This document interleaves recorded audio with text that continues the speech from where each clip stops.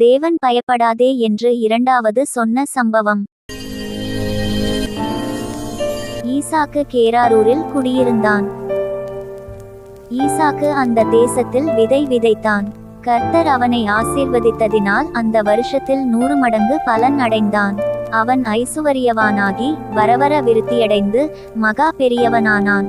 அவனுக்கு ஆட்டு மந்தையும் மாட்டு மந்தையும் அநேக பணிவிடைக்காரரும் இருந்தபடியினாலே பெலிஸ்தர் அவன் பேரில் பொறாமை கொண்டு அவன் தகப்பனாகிய ஆபிரகாமின் நாட்களில் அவனுடைய வேலைக்காரர் வெட்டின துறவுகளையெல்லாம் தூர்த்து மண்ணினால் நிரப்பி போட்டார்கள். அபிமெலேக்கு ஈசாக்கை நோக்கி, நீ எங்களை விட்டு போய்விடு, எங்களை பார்க்கிலும் மிகவும் பலத்தவனானாய் என்றான். அப்பொழுது ஈசாக்கு அவ்விடம் விட்டு புறப்பட்டு கேராரின் பள்ளத்தாக்கிலே கூடாரம் போட்டு அங்கே குடியிருந்தான்.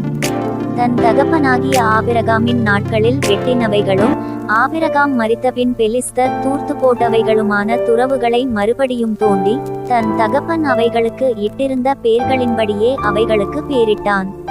ஈசாக்குடைய வேலைக்காரர் பள்ளத்தாக்கிலே வெட்டி அங்கே சுரக்கும் நீரூற்றை கண்டார்கள். கேராரூர் மேய்ப்பர் இந்த தண்ணீர் தங்களுடையது என்று சொல்லி ஈசாக்குடைய மேய்ப்பருடனே வாக்குவாதம் பண்ணினார்கள். அவர்கள் தன்னோடே வாக்குவாதம் பண்ணினபடியால் அந்த துறவுக்கு ஏசேக்கு என்று பேரிட்டான்.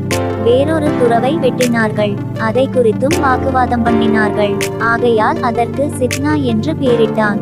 பின்பு அவ்விடம் விட்டு பெயர்ந்து போய் வேறொரு துறவை வெட்டினான். அதை குறித்து அவர்கள் வாக்குவாதம் பண்ணவில்லை. அப்பொழுது அவன், நாம் தேசத்தில் பலுகும்படிக்கு இப்பொழுது கர்த்தர் நமக்கு இடம் உண்டாக்கினார் என்று சொல்லி அதற்கு ரெகோபோத் என்று பேரிட்டான்.